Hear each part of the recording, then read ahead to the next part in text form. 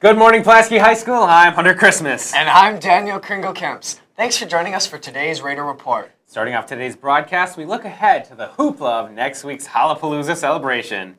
The PHS Student Council has been hard at work putting on Hollapalooza together. RSN reporter Sienna Pottstown sat down with Stuco officers Jack Walker and Danielle Larshide to see what's in store for next week. Yeah, so Hollapalooza is going to be the same one that you know and love from past years. Some changes that we have this year include new assembly competitions, which will be released soon. Can you tell us a little bit about what we're going to be wearing? So dress-up days start Monday, and Monday is holiday hues. Tuesday would be Do You Want to Build a Snowman, which is just winter wear. Wednesday is lumberjack, so everyone should wear their favorite flannel. Thursday is Polar Express Day, which is pajamas, and there will also be hot chocolate sold before 7:30. And Friday is ugly sweater. Will we be able to wear hats all week? Yes, hats will be allowed all week, but winter jackets and things will only be allowed on Tuesday. So when are we going to have this assembly? The assembly is held on Friday of Hollapalooza. That'll be Friday, December 20th at the end of the day. So is there anything special going on else for the rest of that day?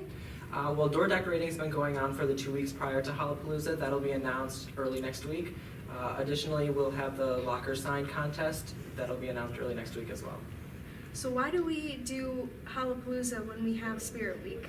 Well, the idea behind Hollapalooza is to provide a fun, sort of engaging, and sometimes competitive transition into the holiday break. It's a great way to combine school spirit and Christmas spirit, and it's something that both the students and staff look forward to. Thanks, Sienna. I can't wait to see all those ugly sweaters next Friday. And now, English 11 students and teachers need your help. 11 students were asked to create a project that would make community a better place. They can work in a group by themselves, or they can do it on their own. Then they presented their ideas to their classmates, and they voted for the best idea. Now we are down to the 3 finalists: Pulaski Therapy Pets, Drive-In Movie, and Pulaski Community Lights. Ms. Depre is asking for a little help from the staff and students.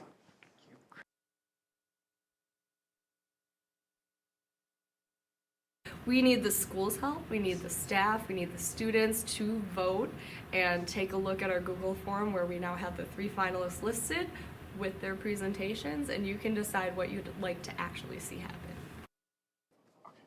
The QR code is now on your screen with a Google form to vote on your favorite idea. If you want to know more about these ideas, the links to each presentation are attached to the Google form. Here's a quick update on last week's Someone You Should Know segment. As you might recall, we featured senior Jessica Goska, who was recently selected as the PHS recipient of the Daughters of the American Revolution Citizenship Award.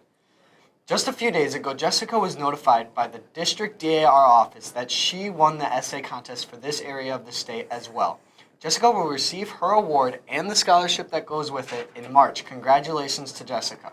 Now for this week's Someone You Should Know installment, we'll introduce you to a PHS teacher who has a rather unique part-time job. RSN contributor Mr. Manning gives us a glimpse of this faculty member in this report. Oh, is that you, Luke? For those of you who don't spend much time in the engineering and technical education area of PHS, this is Mr. Camps, a 17-year veteran teacher and coach who joined the PHS staff back in 2016.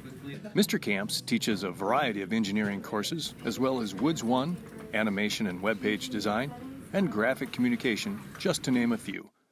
Not only does his legendary Reddit page set him apart, but he also has an uncommon part-time job outside the walls of PHS.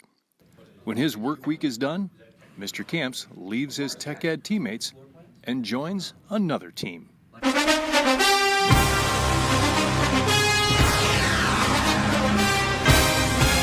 That's right, Mr. Camps is a member of the NFL on Fox broadcast team. You won't see him on the set with Howie, Jimmy, Michael, and the rest of the gang, but he does play a vital role behind the scenes. Leading up to the action that unfolds on the field on any given Sunday, there's a whole lot of work that goes on in these broadcast production trailers. All those graphics and stats you see flashed on the screen during a game, including players and coaches' bios and intros, even those superimposed lines on the field showing where a team has to get for a first down. All of it happens here. It takes more than 30 people to put a game on the air, along with hours of preparation. Each broadcast team member has his or her own area to focus on. For camps, it's all about getting up-to-the-minute stats on the air. I input every play into a software program that Fox actually wrote. And my machine talks to the scoring bug, which is the box that they call it the Fox box. And it also talks to the graphics machine so that they can pull up information based off of what I'm putting in immediately. Mr. Camps has been at this for 25 years. And you might think that all the travel, the production meetings, the graphics, and the full-time teaching job would get a little overwhelming. But he wouldn't have it any other way. It's a really hectic schedule for a half a year, but it's really enjoyable. I mean, I love the sports broadcasting we do, and I love the teaching that I do at school, and I've tried to bring some of this stuff into the classroom.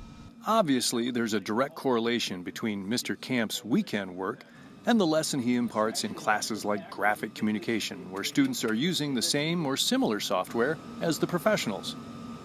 But last weekend, one of the rare times that he was able to cover a home Packers game, it was Mr. Camps who took away an important lesson. A lesson laced in nostalgia and childhood memories. There is no other place like Lambeau Field to watch a professional football game. Having grown up going to games as a little kid with my dad, and my mom and dad had season tickets starting in like 1970. So having grown up as a little boy going with my dad, and now being able to be here and broadcast games, that's pretty cool. Pretty cool indeed, Mr. Camps. And so is everything you do for our students. Reporting for the Raider Strong Network, I'm Mr. Manning. As you heard in that report, there's a lot of travel involved in Mr. Camp's part-time job. In fact, he's been to every stadium in the league and traveled to London 4 times to cover NFL games. Continuing in the tech ed world, Skills USA team members had a successful outing at the district competition last week at Green Bay Preble High School. 6 out of 9 members placed in the top 3 in their events. In the Team Engineering Challenge, Will Volker, Kayla Lipsy, and Corey Wagner placed first. In the Carpentry Challenge, Brady Rychek also placed first. In the Cabinetry Competition, Isaac Dreves placed second. Abigail Kozlowski placed second in the job interview. And lastly, Justin Scherf and Cole Verhaeg placed in the top 5 in the Robotics Competition. At this stage, it's all about getting ready for state. So this competition is a great stepping stone to go to the state competition. It's not a requirement for any of the competitions to get to states, but just allows students to display their skills and get better. And from this, now we kind of know what they need to work on. Skills USA State Competition will be held on the last week of April in Madison. Moving on to our local sports update, Jack Hayward will update us on the Red Raiders sports. Hi, I'm Jack from Jack of All Sports, and this is my week in review. Girls hockey is doing well, and they have a 3-2 record at the moment and are preparing for their game against Hudson tonight at the Cornerstone. Boys hockey is 3-3 and are coming off a great week last week. The Jaguars won both of their games last week with a combined score of 10-1. They have a game tonight at Bayport at the Cornerstone. Boys swimming is improving well. In their Wildcat meet, the Raiders had 1 medalist, Lucas Stronick, who finished 4th in the 500 free. To add, in their meet against Sheboygan North, the Raiders had 2 top finishers in the 200 free, TJ Shaw and Lucas Stronick. Spencer Van Donsel finished 2nd in diving, and Lucas took 1st in the 100 fly. Ryan Eben also took 2nd in the 500 free, and the tandem of Lucas Stronick, Ethan Kellner, TJ Shaw, and Hudson Witt finished 2nd in the 200 and 400 free relays. Sadly, it wasn't enough for the Raiders, and they fell 123-62 against Sheboygan North. Wrestling had an amazing invitational last Saturday. The Raiders went 3-0 and are getting ready for their double duel, which will be here next Thursday. The Raiders are getting ready to take on Bayport, Manitowoc, and Sheboygan South. Basketball is doing good for tonight's game. The 1-2 Red Raiders will be taking on the 2-0 Sheboygan South Red Wings. The Raiders are also preparing for their Shooting for Shaw event, and Mr. Shaw will be preparing to take on his brother. Girls basketball is off to a hot start. They are 5-1 and on a 5-game win streak. The Raiders don't have a game tonight. Their next game isn't until Tuesday, which we will be live streaming. So if you can't make it to the game, you can watch us. To prepare us for that game, I sat down with a few players, and they have a message for all of you watching. Make sure to watch Jack of All Sports. And that's Jack of All Sports. Thanks for watching.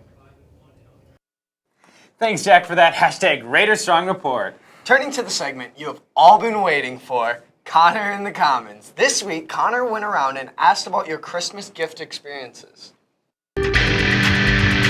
Hi,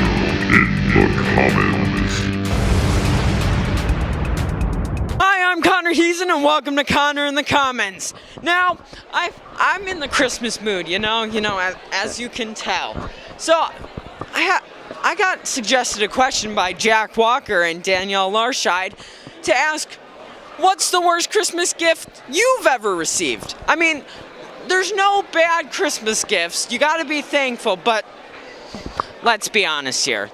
There's some awful ones. So I'm gonna go around the comments and ask that. Let's go! Worst Christmas gift you've ever received? My sisters gave me rocks when I was little, and I was not very happy. What's the worst Christmas gift you've given or received? For a couple years, I gave my brother a tub of water. 2-gallon jug of expired ranch. Cheeto dust. What's the worst Christmas gift you've ever received?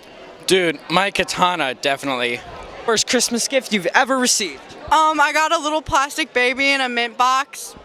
A potato. Worst Christmas gift you've ever received? A restraining order. Oh my. Got coal. Oh no. Worst Christmas gift you've ever received? I once got a toothbrush. Probably clothes I will never wear from any family member. First thing I've ever gotten was underwear. All right. I got some socks with a rubber band wrapped around them. And I got a Barbie doll.